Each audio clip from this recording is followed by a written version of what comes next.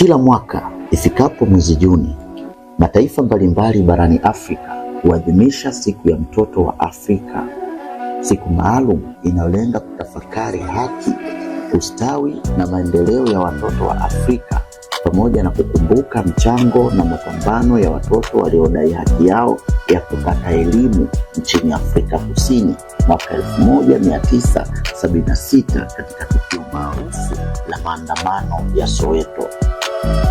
Tangu wakati huo, siku hii imeendelea kuwa sauti ya kuwakumbusha viongozi, wazazi na jamii kwa ujumla wajibu wao wa kuhakikisha kila mtoto anapata haki zake bila ubaguzi wa aina yoyote.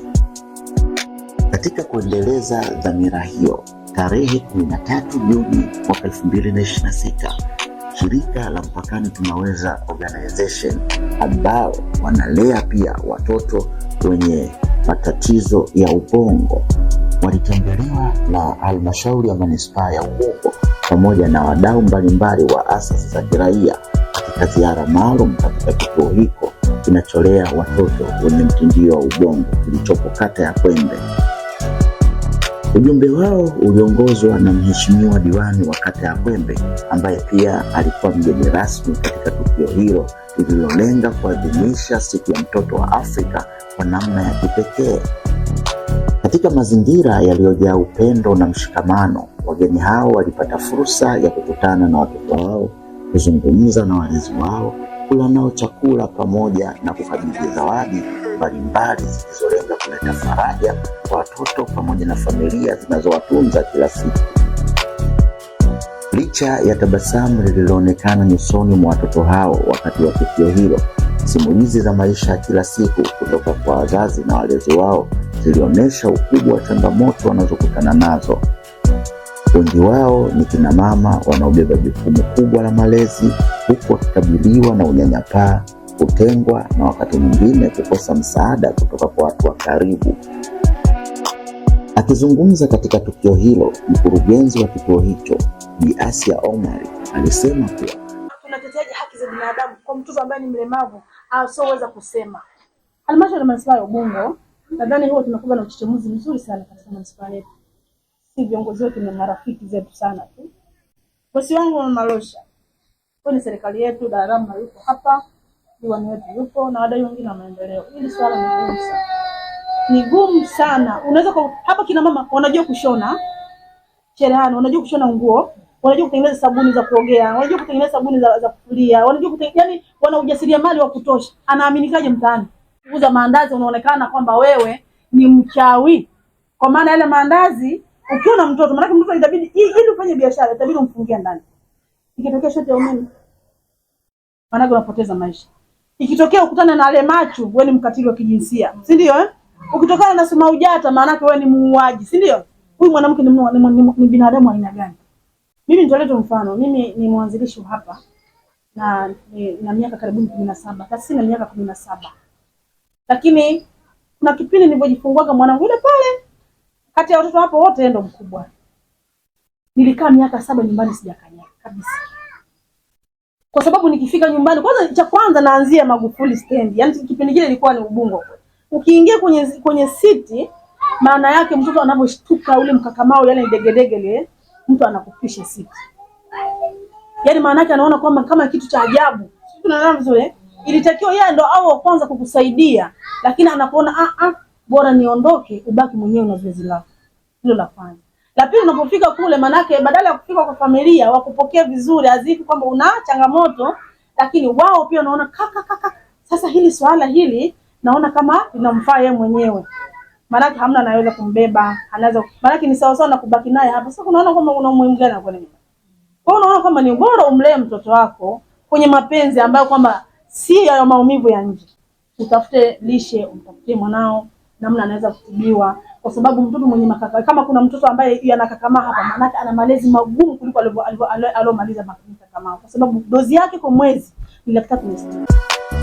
Kwa upande wake, mheshimiwa diwani wa kata ya Kwembe alitoa wito kwa jamii, hususani wanaume, kutowatelekeza wake zao wanapopata watoto wenye ulemavu.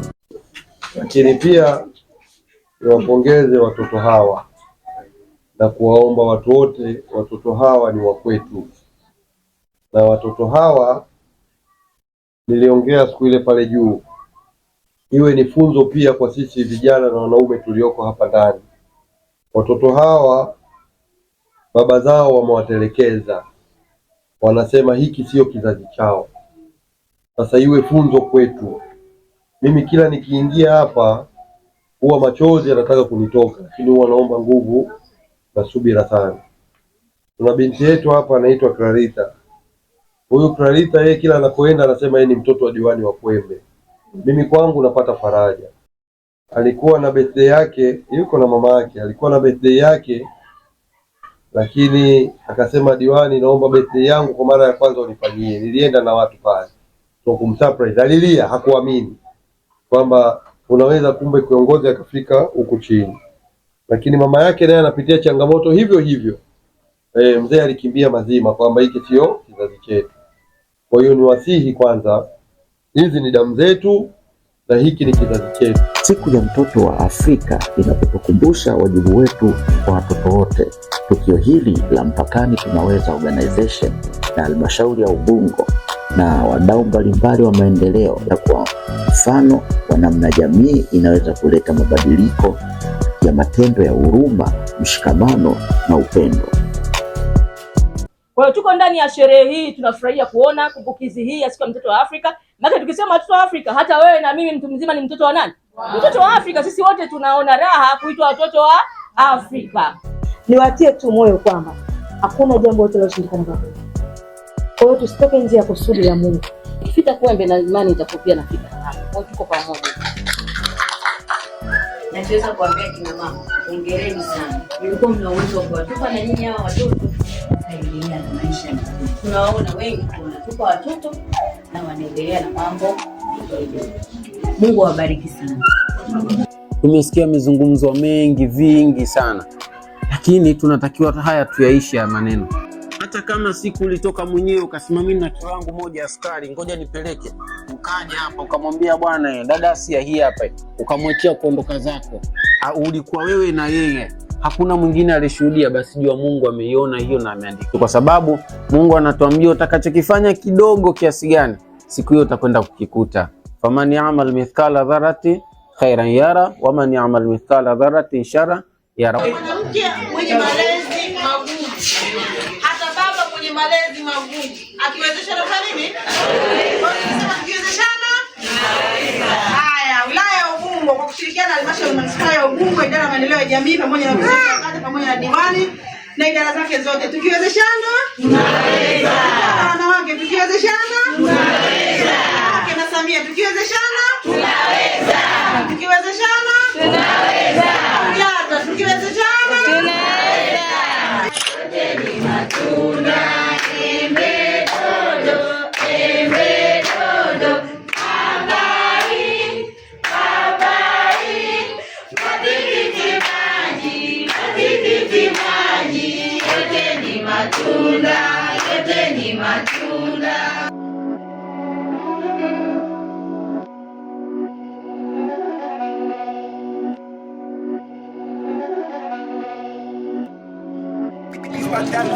Nani?